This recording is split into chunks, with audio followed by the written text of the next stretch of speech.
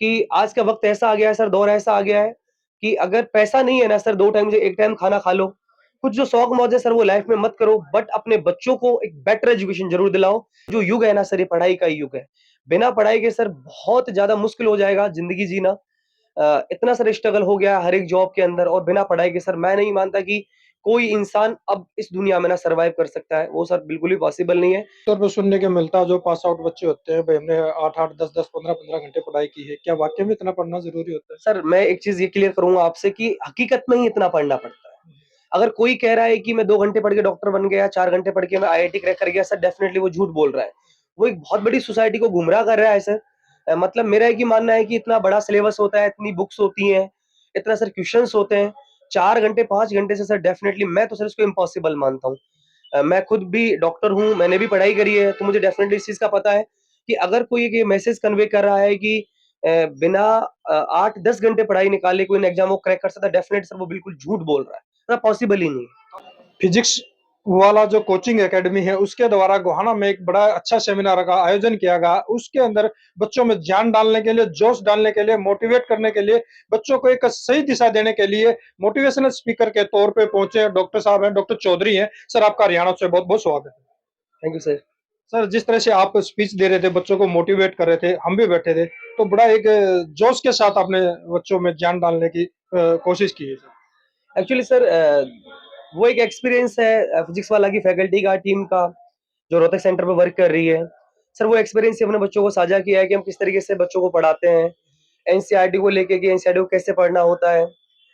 उसको लेके सर कुछ टिप्स देना ज़रूरी था बच्चों के लिए, तो वही सर था। और तो बच्चों का प्यार होता है सर, तो फिर वो मोटिवेशन के वे में लगता है, आपको भी, पेरेंट्स को, सबको।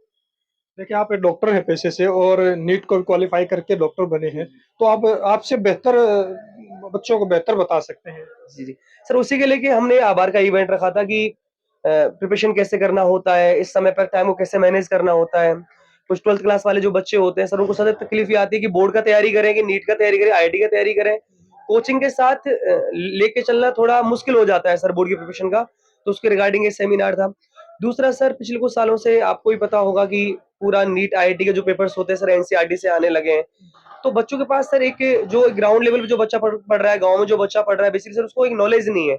उसको कैसे पढ़ाई करनी चाहिए, तो उसके रिगार्डिंग सर एनसीईआरटी को कैसे पढ़ा जाता है, तो उसके रिगार्डिंग से कुछ टिप्स देना भी हमारा इस इवेंट का मेन मोटिव था। वो सर हमने बच्चों को दिया, बच्चों को गाइड भी हमने किया है। तो डेफिनिटली सर उसका गोहाना में, रोहतक में, हरियाणा में बहुत अच्छा इम्पैक्ट जाएगा और बच्चों को बहुत फ़ायदा मिलेगा। सर गोहाना जो है अपना एक ग्रामीण एक क्षेत्र है, तो बच्चों की नब्ज़ जैसे पूछ जा जाती है कि प्रतिभा की कमी नहीं होती है, तो आप इसको कैसे देखते हैं? सर हरियाणा के बच्चों में नो डाउट पोटेंशियल बहुत है, बहुत एनर्जी है, but sir just lack of guidance, उन बच्चों के पास थोड़ा चांसेस नहीं है, या थोड़ी गाइडेंस की थोड़ी कमी है। यहाँ के टीचर्स बहुत अच्छा कर रहे हैं सर, डेफिनिटली जो गोहाना में भी जो टीचर्स जो पढ़ा रहे हैं, कर रहे हैं, वो भी डेफिनिटली बहुत अच्छा कर रहे हैं। लेकिन सर थोड़ा जो हमने देखा, कुछ टेक्निकल्स कुछ कमियाँ हैं, टेक्निकल्स कुछ थोड़ी-थोड़ी कुछ कमियाँ रह जाती हैं, जो एग्ज़ाम के लिए बहुत ज़्यादा ज़रूरी है, नीट, आईआईटी के लिए। जैसे हम फिज़िक्स वाला की बात करें, तो हमारे वहाँ पर सर प्रॉपर वे में एक डिजिटल बोर्ड रहता है, उस पर हम 3D भी कुछ इमेज बच्चों को कुछ दिखा सकते हैं, इमेजिनरी चीज़ें दिखा सकते हैं। उससे सर जो उनका ये जो इंटरेस्ट है टॉपिक में, वो क्रिएट हो जाता है। जैसे just for example zoology, botany में भी कुछ हमको कुछ दिखाना है, बच्चों को कुछ एनिमेशन दिखाना है, हार्ट दिखाना है, या प्लांट्स में कुछ दिखाना है, कुछ स्लाइड्स दिखानी है। तो सर 3D में मैक्स अप जो एक डिजिटल बोर्ड रहता है, उसके थ्रू हम बच्चों को एक प्रॉपर इन्फॉर्मेशन प्रोवाइड करवा पाते हैं। और डेफिनेटली सर वो हमने यहाँ पर भी थोड़ा करने की कोशिश किया है।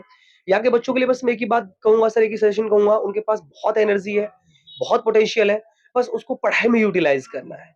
बहुत ज़्यादा पढ़ाई में उसको यूज़ लेना है, और हर रोज़, जैसे मैंने कहा था मेरी स्पीच में भी, कि जैसे हम खाना खाते हैं, पानी पीते हैं, ऐसे सर एनसीईआरटी को भी एक हमारा एक डेली रूटीन में होना बहुत ज़रूरी है।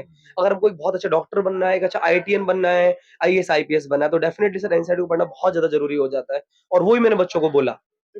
आमतौर पर सुनने को मिलता है जो पास आउट बच्चे होते हैं, भई हमने 8-8, 10-10, 15-15 घंटे पढ़ाई की है। क्या वाक़ई में इतना पढ़ना ज़रूरी होता है? सर मैं एक चीज़ ये क्लियर करूँगा आपसे कि हकीकत में ही इतना पढ़ना पड़ता है। अगर कोई कह रहा है कि मैं 2 घंटे पढ़ के डॉक्टर बन गया, 4 घंटे पढ़ के मैं आईआईटी क्रैक कर गया, सर डेफिनिटली वो झूठ बोल रहा है। वो एक बहुत बड़ी सोसाइटी को गुमराह कर रहा है सर।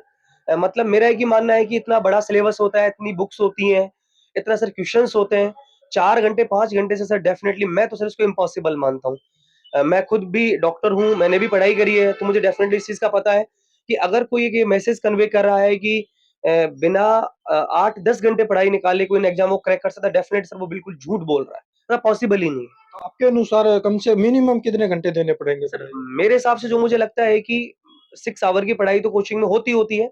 उसके बाद में सर थोड़ा वेरी करता है। जैसे अगर स्टार्टिंग में जैसे अभी सिलेबस शुरू ही हुआ है, जैसे हम जुलाई और अगस्त के महीने की बात करें, तो बच्चा सर वहाँ पर अगर कोचिंग के बाद में 6 घंटे पढ़ रहा है, तो ठीक है।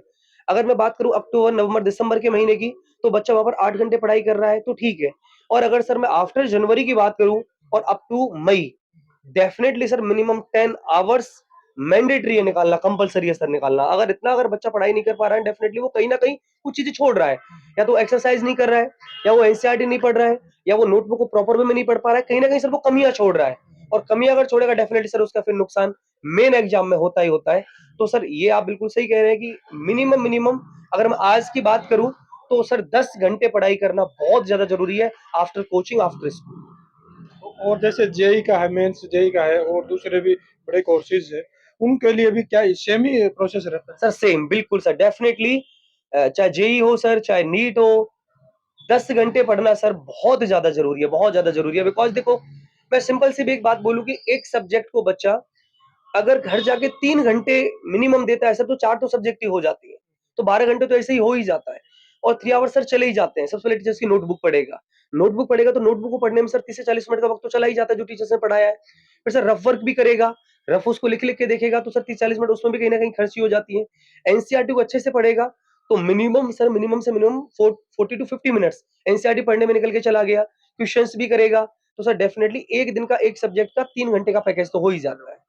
और अगर वो ये नहीं कर रहा है ना, तो कहीं न कहीं कोई ना कोई पार्ट को मिस कर रहा है। या तो वो एनसीईआरटी नहीं पढ़ रहा है, या टीचर्स की नोटबुक नहीं पढ़ रहा है, या क्वेश्चन नहीं कर रहा है, और कहीं न कहीं वो कमी छोड़ रहा है, और सर यही कमियाँ जो होती है ना, ये हमारे सिलेक्शन में सबसे बड़ी मुसीबत है। तो फिजिक्स वाला ने क्रांति सी ला दी है जो फीस को लेके है, एकदम से इतना डाउनफॉल लेके आया है। सर ये अलग पांडे सर का सर एक तरीके से मैं ये बोलूँगा कि ये रिवॉल्यूशन ही है, कि जहाँ पर बड़ी-बड़ी एक्ट कभी जैसे मैं मेरे टाइम की भी पढ़ाई की बात करूँ सर, मैं 2015 में किसी एक्स कोचिंग से मैंने तैयारी करी थी, मेरा बैच था जब। तो उस समय सर मैं देखता था डेढ़-डेढ़ 2-2 लाख रुपए कोचिंगों की फीस होती है। तो सर बड़ा मुश्किल हो जाता था। ग्रामीण परिवेश के बच्चों के लिए, किसान परिवार के बच्चों के लिए, या सर जिनकी फैमिली के पास कुछ फाइनेंशियल सोर्सेज़ नहीं है। फिजिक्स वाला ने सर डेफिनिटली जिस फीस पर क्वालिटी ऑफ एजुकेशन प्रोवाइड कराई है सर, उसका तो जितना हम तारीफ करेंगे वर्ड्स कम पड़ जाएँगे। एंड अलग सर का सर यही एक मुहिम है जो हम लोग लेके चल रहे हैं कि प्लेटफ़ॉर्म कोई भी हो, इस एजुकेशन को इतना चीप से चीप, इतना सस्ता बना देना है सर, कि गाँव का छोटे से छोटा बच्चा भी ये कह पाए कि मैं डॉक्टर, इंजीनियर बन पाऊँगा। डेफिनिटली सर, और हम सब लोग उसी पे वर्क कर रहे हैं। दूसरे बच्चे और पेरेंट्स को क्या कहेंगे? सर मेरा हरियाणा के पेरेंट्स बच्चों को मेरा एक ही रिक्वेस्ट, एक ही निवेदन है कि आज का वक़्त ऐसा आ गया है सर, दौर ऐसा आ गया है कि अगर पैसा नहीं है ना सर, 2 टाइम से 1 टाइम खाना खा लो। कुछ जो शौक-मौज है सर वो लाइफ़ में मत करो, बट अपने बच्चों को एक बेटर एजुकेशन ज़रूर दिलाओ। जो युग है ना सर, ये पढ़ाई का ही युग है। बिना पढ़ाई के सर बहुत ज़्यादा मुश्किल हो जाएगा ज़िंदगी जीना। इतना सारा स्ट्रगल हो गया है हर एक जॉब के अंदर, और बिना पढ़ाई के सर मैं नहीं मानता कि कोई इंसान अब इस दुनिया में ना सर्वाइव कर सकता है। वो सर बिल्कुल भी पॉसिबल नहीं है। मेरा पेरेंट्स को, बच्चों को एक ही सलाह, एक ही सजेशन, एक ही एडवाइस है कि बहुत अच्छे से अच्छे पढ़ाई करना शुरू करें, बेहतरीन तरीके से पढ़ाई करना शुरू करें। और पेरेंट्स को मैं यही कहूँगा, मनी, पैसे की साइड बिल्कुल भी ना ध्यान दें। आज है, कल नहीं है, आज नहीं होगा, कल आ भी जाएगा, आज है, कल चला भी जाएगा। बट अपने बच्चों को बिना एजुकेशन के बिल्कुल भी ना रखें सर। ये मेरा बिल्कुल यहाँ के पेरेंट्स को एक मैसेज है, और वो उनको फॉलो करना चाहिए। तो डॉक्टर चौधरी ने बड़े ही खूबसूरत शब्दों में बताया कि एजुकेशन की अहमियत क्या है, कि बच्चों के लिए भी इन्होंने संदेश दिया है, पेरेंट्स के लिए भी संदेश दिया है कि अपने बच्चों को हर चीज़ प्रोवाइड कराने की ब बजाय आप शिक्षा ज़रूर प्रोवाइड कराएँ। इसके अलावा जो बच्चे हैं जो नीट की तैयारी कर रहे हैं वो 8 से 10 घंटे मिनिमम आपको देने पड़ेंगे। तभी आप नीट, जेईई आईएएस, यूपीएससी की इस तरह की जो बड़ी परीक्षाएँ पास आउट कर सकते हैं। तो इस तरह की अपडेट जानने के लिए जुड़े रहिए हरियाणा उत्सव के साथ। नमस्कार।